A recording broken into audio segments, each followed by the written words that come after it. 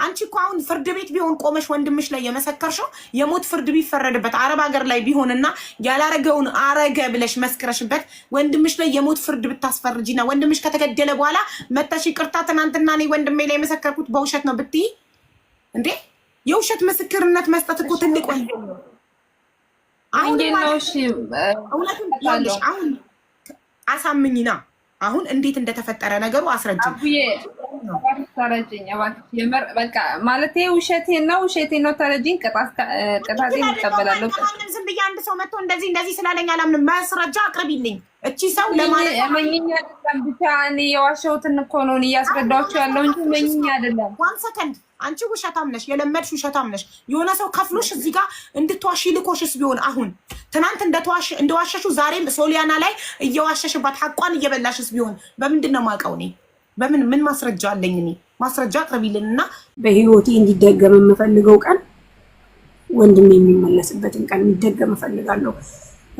በህይወቴ በጣም የምጠላው ቀን ወንድሜን ያጣሁበትን ቀን እጠላዋለሁ። እስከ ዘላለም እረግመዋለሁ። በቃ ሁልጊዜም ነው የምረግመው፣ ሁልጊዜም። ምክንያቱም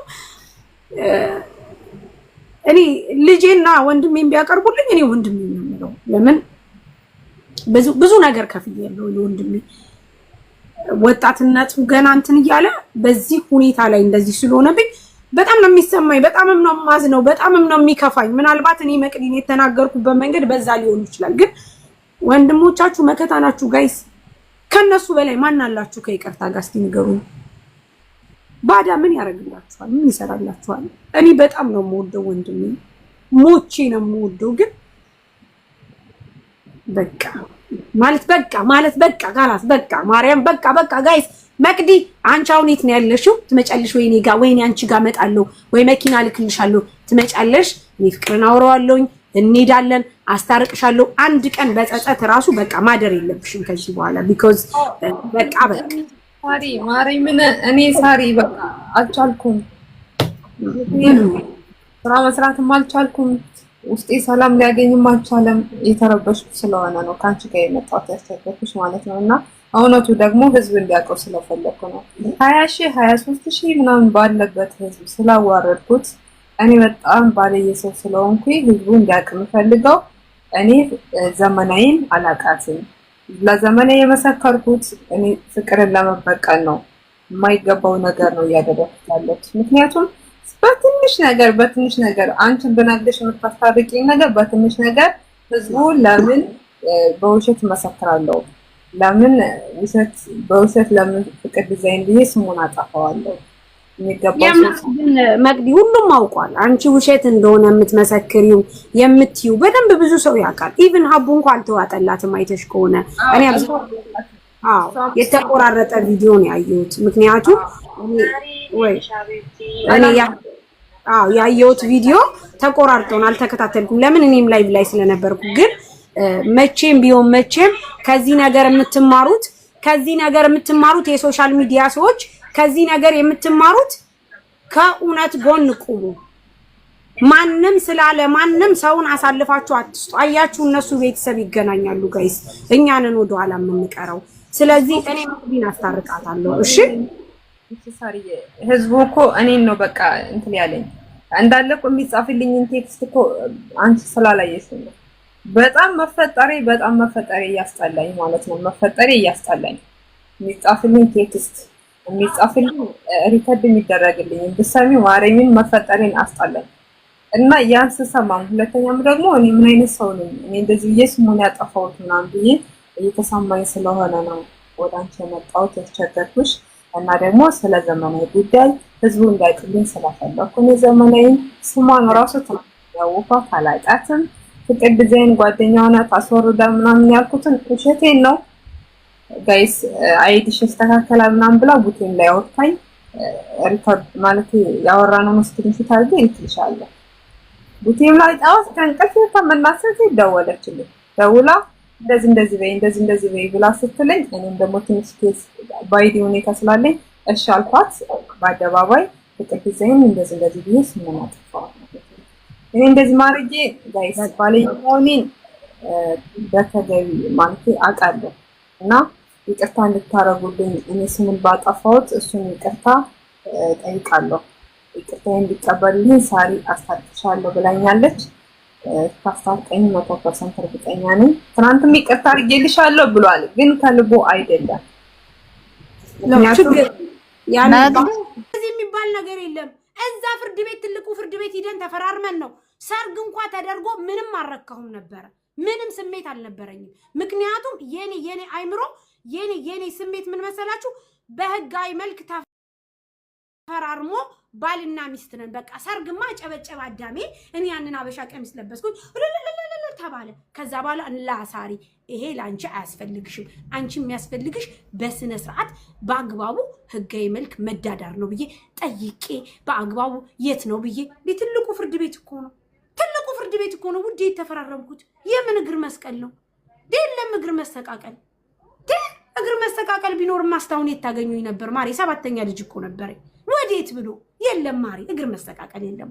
እኔ ጋር ተሰቃቀልኩ። ሳመጣ ምን የመሰለ የተከበረ ማች ይዤላችሁ መጣ። ከመጣ በኋላ ደግሞ እንደምታውቁት እዚህ ደፋ ቀና ያለ ሽሮ አይል በርበሬ አይል እንዴ። ሴቱ የሰደበው ለዚህ አይደል እንዴ? ሴቱ ባሏ እየተባለ ባሏ ያገሬ ልጅ የወንዜ ልጅ ደግሞ አሽሙር ነው እንዳትሉ ከይቅርታ ጋር ባካችሁ። የወንዜ ልጅ ምን የመሰለ አማች አመጣሁላችሁ ገትቼ ምን የመሰለ። ከዛ ያገሬ ልጅ ወንድሜ በቃ ገሸሽ ቢልም ናቶሎ ብዬ የሚይዘው ብዬ አመጣሁኝ።